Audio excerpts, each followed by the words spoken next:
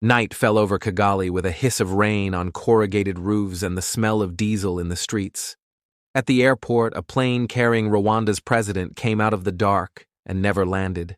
A streak, a thunderclap, and then fire behind the trees. In houses across the city, transistor radios crackled. The head of state was dead. Within the hour, roadblocks were rising like teeth.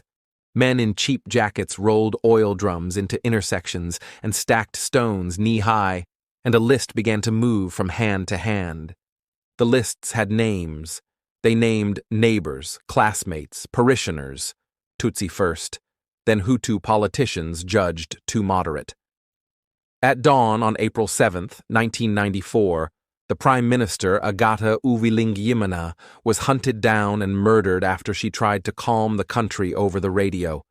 10 Belgian peacekeepers died defending her. UN troops, blue helmets with rifles they were not allowed to use, watched children in schoolyards become targets. Colonel Romeo Dallaire sent cable after cable that sounded like flares in a windstorm. Rules and mandates answered back.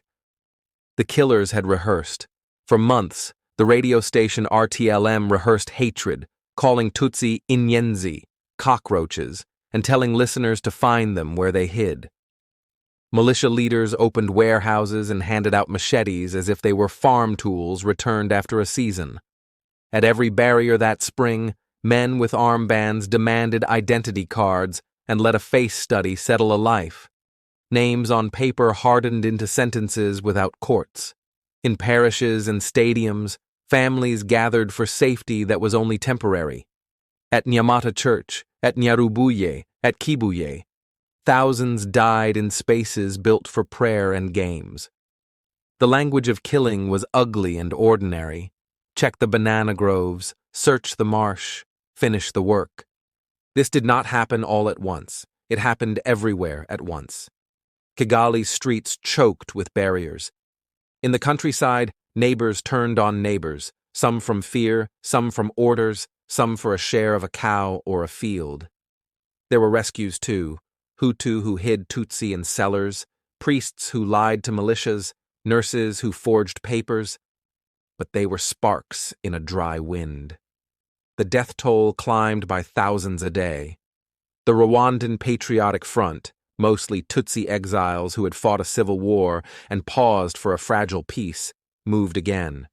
Their commander, Paul Kagame, set a simple aim: fight toward the capital, break the militias, stop the slaughter town by town. Outside Rwanda, the world frowned, debated, and waited for better words. Diplomats argued over whether this was genocide or merely chaos. After a firefight killed the Belgians, the United Nations pulled most of its troops and shrank the mandate of the few who remained. American officials, burned by Somalia the year before, avoided the word that would obligate action. French aircraft ferried a mission called Operation Turquoise weeks later, carving out a safe zone in the southwest that saved some lives and also sheltered suspects running for the border. Across the hills, the radio kept talking. The killing moved with a terrible rhythm. Roadblocks at dawn, house-to-house searches by noon, by evening, a ditch. Assaults on churches and schools lasted days. In Gitarama, Butare, Ruhengeri, the patterns repeated: collect, promise safety, betray, assault. Rivers carried bodies to the lakes like conveyor belts. Doctors ran out of bandages and then out of light. In Kigali, families crawled through culverts to cross streets. One block might be a battlefield, the next, a morgue. A child learned that whispering the wrong surname could end a life, that a neighbor's gate might open into death. The only safe direction was forward with the advancing RPF lines. By June, hundreds of thousands were dead. The number defies the tongue.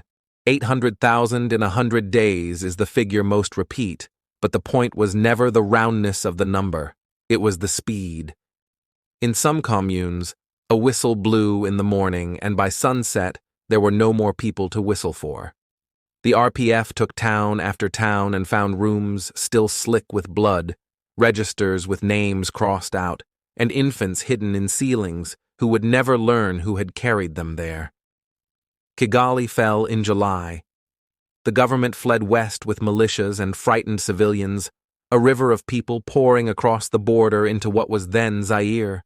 In Goma, a city of tents grew overnight. Cholera followed, as if death had learned to walk the other direction. The work after victory was not simple victory. The RPF faced a country of orphans and bones. Survivors searched the rubble for wedding rings and school notebooks, anything that meant a person had existed. Grave teams moved through churches with masks and bleach. Kigali opened a memorial at Gisozi. Other sites kept their dead in view, because to hide them felt like lying. The new government disarmed militias, chased cross-border raids into the Congo, and filled prisons with thousands of suspects. The world, catching up, built a court in Arusha, the International Criminal Tribunal for Rwanda, to prosecute organizers, ministers, mayors, propagandists, officers. The cases ran for years. In villages, Gakaka community courts, on grass, under trees, asked neighbors to speak the unspeakable and to weigh confessions against survival. What began with a shoot-down grew from older soil.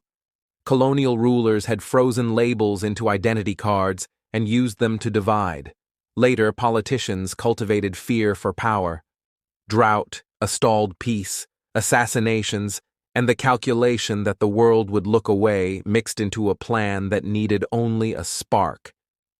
The spark came on April 6th. The fire that followed was not spontaneous. It was organized and intimate.